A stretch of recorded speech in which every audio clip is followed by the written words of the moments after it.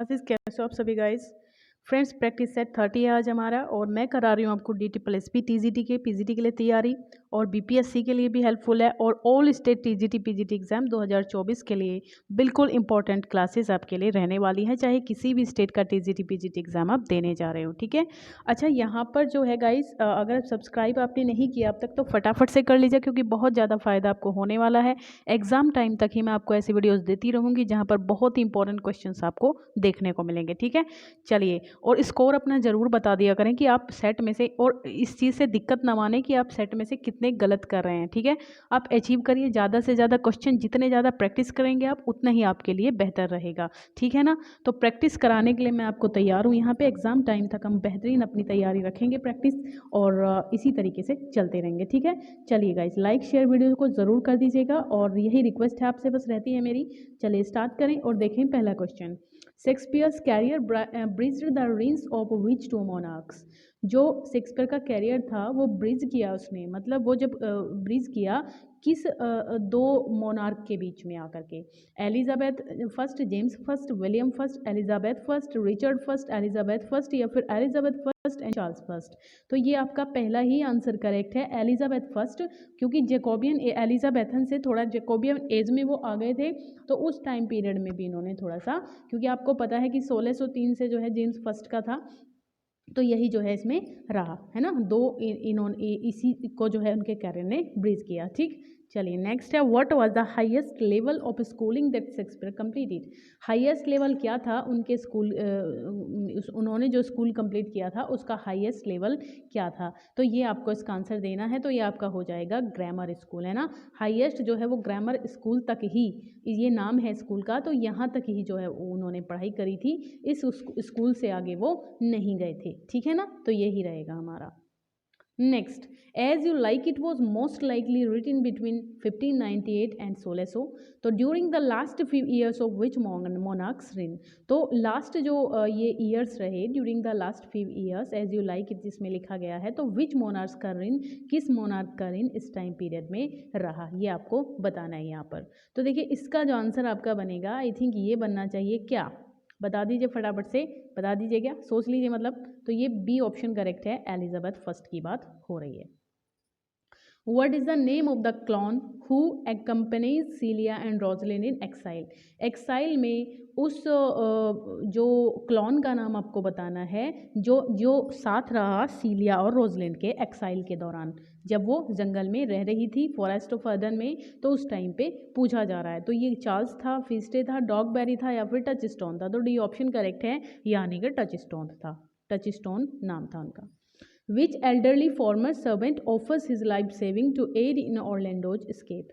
ये बताइए। देखिए, विच एल्डरली फॉर्मर पुराना और पहला जो सर्वेंट था उसको ऑफर करता है his life savings to aid in Orlando's escape, Orlando को बचाने के लिए। बताइए, चार्ल्स लैम, एडम है, ओलिवर है, जैक्स है, कौन सा आंसर होगा इसमें से। तो ये आपका बनेगा गाइस बी ऑप्शन, यानी कि Adam. A name, especially a completely fake one, under which an author publishes their work instead of using their real name. अच्छा, यहाँ बताया जा रहा है कि मतलब एक ऐसा नाम स्पेशली कंप्लीटली फेक, जो पूरी तरीके से फेक हो, झूठा हो, है ना। अंडर विच एन ऑथर, जिसके अंडर में ऑथर अपने वर्क को पब्लिश करवाता है ना। अपना रियल नेम तो देता नहीं, बल्कि इसकी अपने रियल नेम की जगह पे इसको वो है पब्लिश करवाते हैं। तो ये आपको यहाँ पे इसका आंसर देना है। तो ये नॉमडे प्लम है, फ्रेंड नेम है, सोल नेम है, पेंसिल नेम है। तो ये गाइस प्लमडे नेम होता है। प्लमडे नेम का मतलब होता है सिडोनिम भी इसको कहते हैं। ठीक है, सिडोनिम भी कहते हैं, पेन नेम भी कहते हैं इसको, पेन नेम और शुडोनिम। शुडोनिम आपने सुना है ना, जैसे जॉन सिंह जॉन गाल्सवर्दी का था, तो सभी जो चार्ल्स लैम का क्या था, इलिया नाम से, है ना। तो ये सब जो है इन्होंने अपने शुडोनिम रख रखे थे। A feeling of pleasure mixed with sadness when you think of happy times in the past. जैसे कई बार क्या होता है, आप सोच रहे होते हैं अपने पास्ट टाइम के बारे में, ऐसा पास्ट टाइम जिसमें प्लेजर, बहुत आनंद रहा हो, या बहुत आनंद प्लेजर वाला टाइम आप फील कर रहे हैं और उसको याद करके आप बहुत हैप्पी हो रहे हैं, तो उस चीज़ को क्या कहते हैं, longing, merry making, past love या फिर नॉस्टैल्जिया, क्या कहेंगे इसको?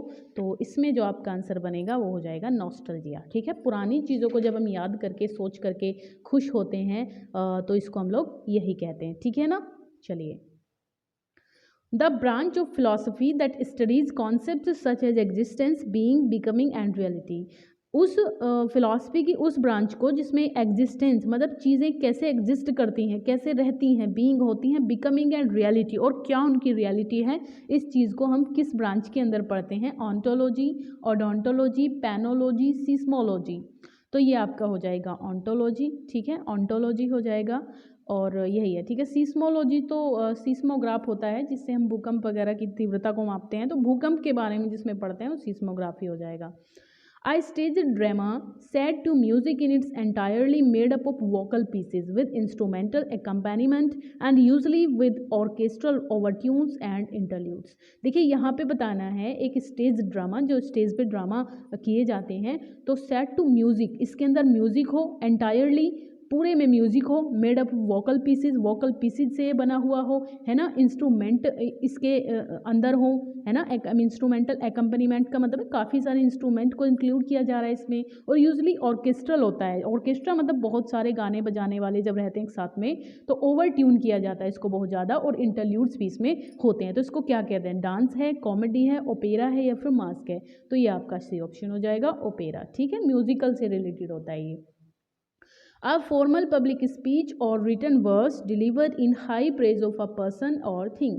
एक फॉर्मल पब्लिक स्पीच होती है जो रिटन की जा रही है वर्स में, याद रखिएगा किसमें? वर्स में रिटन की गई है और डिलीवर की गई है हाई प्रेज में, किसी व्यक्ति की प्रेज में, तो इसको पैनेग्रिक कहते हैं ना, जो प्रेज में लिखी जाती है उसको पैनोग्रिक कहते हैं। ठीक है ना, चलिए। Use a longer phrasing in place of a possible shorter form of expression. देखिए जब हम ऐसा होता है ना कई बार कि किसी बहुत ही लंबी लॉन्ग फ्रेज हम यूज़ कर लेते हैं, जबकि हम उस बात को बहुत ही कम एक छोटी फ्रेज में भी कह सकते हैं, एक छोटे शब्दों में भी कह सकते हैं, बट हम उसको एक लॉन्ग फ्रेज के अंदर कहते हैं, तो उसको जो है राउंड बोट और तरीके से या फिर इनडायरेक्ट मैनर से उस बात को बोल रहे होते हैं। तो ये हो जाएगा अपना क्या? ये पैरीफ्रेजेस हो जाएगा। देखिए सर्कमलोक्यूशन नहीं होगा, कभी आपका ध्यान सर्कमलोक्यूशन पे जाए तो सर्कमलोक्यूशन क्या होता है? किसी बात को बहुत घुमा फिरा के, ये नॉर्मल बात की बात हो रही है, बट यहाँ पे बात हो रही है एक फ्रेज की, तो अगर फ्रेज की बात हो रही है वो पैरीफ्रेजेस होगा। ठीक।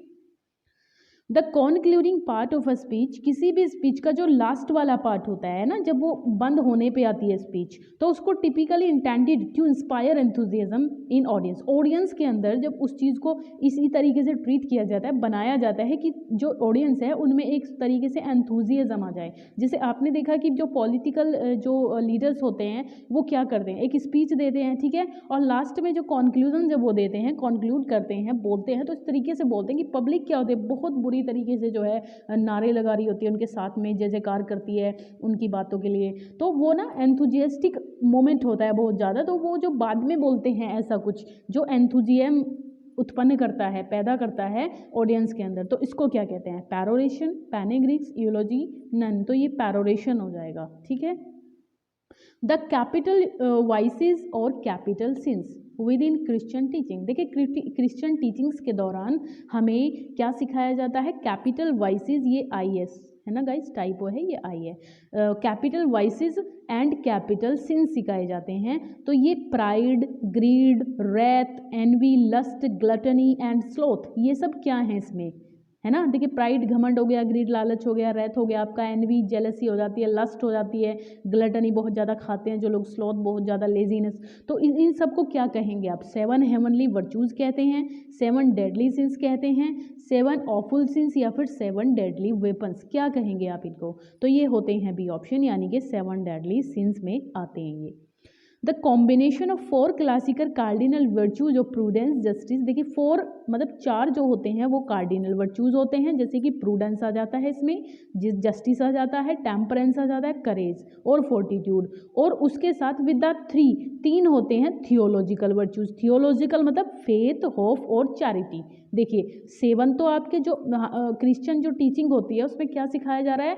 7 वर्चूज़ की बात की गई है पिछले क्वेश्चन में, और यहाँ पे किया गया है किसका?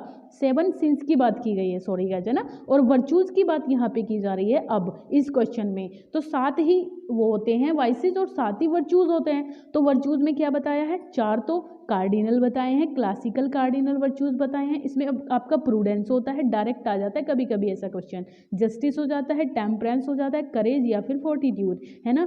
लेकिन इसके साथ 3 जो होते हैं वो थियोलॉजिकल वर्चूज होते हैं। वो कौन से हैं, फेथ है, होप है, चैरिटी है। तो इसको क्या कहते हैं आप, 7 heavenly virtues, 7 deadly since, 7 awful virtues या फिर 7 डेडली वेपन्स। तो ये ए ऑप्शन करेक्ट है, यानी कि 7 हेवनली वर्चूज, राइट। चलिए, Galsworthy was born at, Galsworthy कहाँ पर पैदा हुए, तो ये पहला ऑप्शन करेक्ट है हमारा, किंगस्टन में पैदा हुए थे, लंदन इंग्लैंड में, ठीक है। चलिए, 14 अगस्त 1867 में, राइट। चलिए, डेथ हो गई इनकी। द टाउन किंगस्टन सिचुएट, ये किंगस्टन लिख दिया मैंने, किंगस्टन होना चाहिए ना, हाँ ये किंगस्टन होना चाहिए guys. Kingston situated on the river, कौन सी रिवर पे सिचुएटेड है, तो ये आपका टेम्स पे है, ए ऑप्शन करेक्ट है इसमें। Galsworthy began his literary career as, Galsworthy ने किससे अपना लिटरेरी कैरियर शुरू किया है, जर्नलिस्ट के रूप में, ड्रामाटिस्ट या फिर नॉवलिस्ट। तो ये आपका हो जाएगा सी ऑप्शन, यानी कि नॉवलिस्ट के रूप में इन्होंने शुरू किया था। गाल्सवर्दी बिलोंग्स टू, कौन सी सेंचुरी से बिलोंग करते थे, ज़्यादातर जो इनके अच्छे वर्क हैं वो 1900 के बाद ही आए हैं, तो सीधी सी बात है 20th सेंचुरी से बिलोंग करते थे, क्योंकि डेथ भी इनकी कब हुई थी, 1933 में इनकी डेथ हुई थी। ओके, चलिए, the first successful novel, like share guys नहीं किया है तो प्लीज़ कर दीजिए फटाफट से, रिक्वेस्ट है गाइज फटाफट से कर दीजिए, जो लोग भी देख रहे हैं जल्दी से गाइज प्लीज़। हाँ, अब देखते हैं, the first successful novel of Galsworthy was, इनका पहला सक्सेसफुल नॉवल कौन सा था। देखिए, सक्सेसफुल की बात की जाए तो आप मैन ऑफ प्रॉपर्टी देंगे, ठीक है, मैन ऑफ प्रॉपर्टी देंगे आप लोग। अगर किसकी बात हो रही है, अगर हो रही है सक्सेसफुल की बात यहाँ पे, लेकिन अगर बात हो जाए किसकी, पहले नोवेल की, तो वो इनका जो है 1906 में आया था, जॉसलिन। कौन सा आया था, जॉसलिन, ये इनका पहला नॉवल है। और अगर सक्सेस की बात की जाए तो द मैन ऑफ प्रॉपर्टी है ही। Which novel of Galsworthy is considered to his masterpiece, इनका जो कौन सा नॉवल मास्टरपीस के रूप में माना गया है, तो ये बिल्कुल आपका बन जाएगा कौन सा, ये बन जाएगा आपका Indian summer of a Forsyte, ठीक है ना। चलिए, हाँ, अच्छा अब आ जाइए, पीजियन की बात करें तो ये कब आया था, शायद ये इनका 1912 में आया था पीजियन, ठीक। और फ्लोरिंग विल्डरनेस शायद मुझे याद नहीं आ रहा, हाँ ये बता सकती हूँ, आइलैंड फेरीज आया था इनका 1904 में, ठीक है ना। चलिए, अभी देखें आप लोग, एक सेकेंड गाइस, ये तो गड़बड़ हो जाएगी, ये फ़ोन कर देंगे सब मेरे पास अभी अभी, ये भूल जाती हूँ एयरप्लेन मोड आना इसको ना। चलो, हाँ भाई, Who coined the term metaphysical poets in the chapter on Abraham Cowley in his lives of the most eminent English poets? कौन मेटाफिजिकल जो पोएट्स है, ये किसने टर्म ये कॉइन किया है, किस चैप्टर में, अब्राहम कॉले इन हिज लाइव्स, अब्राहम कॉले नाम का एक चैप्टर है lives of the most eminent English poets में, जो कि 1779 से 81 के बीच में आया है। तो ये सैमुअल जॉनसन का वर्क है, ये सैमुअल जॉनसन का है, और इन्होंने ही जो है इस टर्म को कॉइन किया है मेटाफिजिकल पोएट्स को, ठीक है ना। चलिए, who spoke while defining the term tradition, a fusion of past and present and at the same time a sense of present temporarily, ठीक है। ये बताइए कौन, हु स्पोक, कौन बोला है कि while defining the term tradition, इसको बोला है, ट्रेडिशन को क्या बोला, a fusion of past and present and all the same time as a sense of present temporally. तो ये कौन है, ये आपके सैमुअल जॉनसन है, ड्राइडन है, कॉले हैं, टी.एस. इलियट है, तो ये आपके टी.एस. इलियट है, ठीक है। चलिए, I want to hear the story in details, मैं स्टोरी को डिटेल्स में जानना चाहता हूँ। तो ये डिटेल्स क्या है इसका, डिटेल, इन डिटेल्स, तो गाइस एडजेक्टिव है, नाउन है, वर्ब है, एडवर्ब है, तो ये आपका बनेगा एडजेक्टिव यहाँ पर। डिटेल में होना मतलब विस्तार में, डिटेल्स का मतलब क्या है, विस्तार में, ठीक। चलो, डॉग बार्क लोयन रोअर, ये रियर का क्या मतलब, रोअर है ना भाई ये, हाँ रोअर, बट फ्रॉग्स, तो देखिए डॉग तो बार्क करते हैं, लोयंस रोअर करते हैं, तो फ्रॉग क्या करते हैं, फ्रॉग आपका हो जाएगा शायद क्या करते हैं, क्रॉक करते हैं ना फ्रॉग, तो हाँ ये क्रॉक करते हैं, सी ऑप्शन करेक्ट है। देखिए कू कौन करता है, कोयल, कोयल करेगी कू तो, ठीक पता है आपको। ब्लीट कौन करता है, ब्लीट शायद शीप होती है, शीप भी करती है, शीप भी करती है, काफ करता है, काफ, ठीक है। और आपका और कौन करता है भाई? काफ का, हाँ गोट करती है, गोट भी करती है, ये ब्लीड करते हैं तीनों, ठीक। और जो क्लक है वो आपकी हैन करती है, हैन आपकी क्लक करती है। When will you have seen the photos? Please return to me. तो ये यहाँ पे क्या आएगा ब्लैंक में? Those, them, the same या फिर these? तो them आएगा इसमें। ये कह रहा है कि भाई जब तुम देख चुके होंगे फोटोज़ को तो मुझे रिटर्न कर देना, उनको मुझे रिटर्न कर देना। तो them माने उनको हो जाएगा, सीधा है। The dash object turned out to be a spinning top. The dash object turned out to be a spinning top यानी कि मोमेंटिंग आएगा, मूव्ड आएगा, मूविंग आएगा। तो मूविंग ऑब्जेक्ट, यहाँ पे पार्टिसिपल आना चाहिए, है ना, मूविंग, चलने फिरने वाला, मूविंग, चलता हुआ, ऐसे। अ cinema show which is held in the afternoon, जो सिनेमा आफ्टरनून में हेल्ड किया जाता है, सिनेमा आफ्टरनून में हेल्ड किया जाता है, उसको क्या कहते हैं? एंटीसेप्टिक, नारकोटिक, पैनासिया या फिर ये मैटिनी हो जाता है। देखिए एंटीसेप्टिक आपको पता है, नारकोटिक होता है मादक द्रव्य जो होते हैं, और पेनेसिया आपको पता ही है, सभी रामबाण इलाज, है ना, रामबाण इलाज होता है पेनेसिया, सभी बीमारियों का इलाज जो पेनेसिया होता है। चलो, a citizen of the world, जो पूरे संसार को अपनी जो है अपना ही राष्ट्र मानता है, उसको क्या कहते हैं? कॉस्मोपोलाइट, थीस्ट, ऑप्टिमिस्ट, ओपिक। तो ये कॉस्मोपोलाइट, कॉस्मोपॉलिटन कहते हैं ना, जो पूरे संसार को ही वसुधैव कुटुंबकम को जो मानते हैं उनको कॉस्मोपॉलिटन कहते हैं। तो ये कॉस्मोपोलाइट हो जाएगा, ऐसा सिटीजन जो पूरे वर्ल्ड को ही अपना घर माने। थीस्ट होते हैं जो भगवान को मानते हैं, ऑप्टिमिस्ट होते हैं जो आशावादी होते हैं, ओपिक क्या होता है? धुंधला होता है, डल होता है। फाइंड इनकरेक्ट, इसमें आपको इनकरेक्ट बताना है, ये कुछ वन वर्ड सब्सटीट्यूशन है, ठीक है ना। आपको इनमें बताना है कौन सा क्या है गलत है। One who is very well versed in music and art, और यानी किसी भी चीज़ में, आर्ट में, म्यूजिक में, किसी भी सब्जेक्ट में जो पारखी होते हैं वो क्या कहलाते हैं? कॉनोसर, ये करेक्ट है आपका। वन हु नोज एवरीथिंग, जो हर सब कुछ जानता है, ये भी बिल्कुल करेक्ट है। One who knows many languages, ये आपका गलत है, क्योंकि वो पॉलीग्लॉट होता है, जो काफ़ी सारी लैंग्वेज जानता है वो आपका होता है पॉलीग्लॉट। और one who leaves his country should settle in another, ये भी करेक्ट है। तो आपका ये गलत था, है ना, सी गलत था आपका, बाकी सारे सही हैं। लास्ट क्वेश्चन है, लाइक शेयर कर दीजिए इससे पहले। One who lends money at high rate, जो बहुत ज़्यादा रेट पे मनी देता है, ब्याज पे, तो वो होता है अपना usurer. One who lives on flesh, जो मांस पे ही जीवित रहता है, कार्निवोरस, बिल्कुल करेक्ट है। One who depends on other, ये पैरासाइड नहीं होता, ये पैरासाइट होता है, पैरासाइट होता है, ठीक। चलो, और ये जो one who looks at bright side, देखता है चीज़ों की, मतलब आशावादी, तो ये ऑप्टिमिस्टिक है, ये भी आपका करेक्ट है। तो गलत कौन सा था? सी ऑप्शन गलत था यहाँ पे।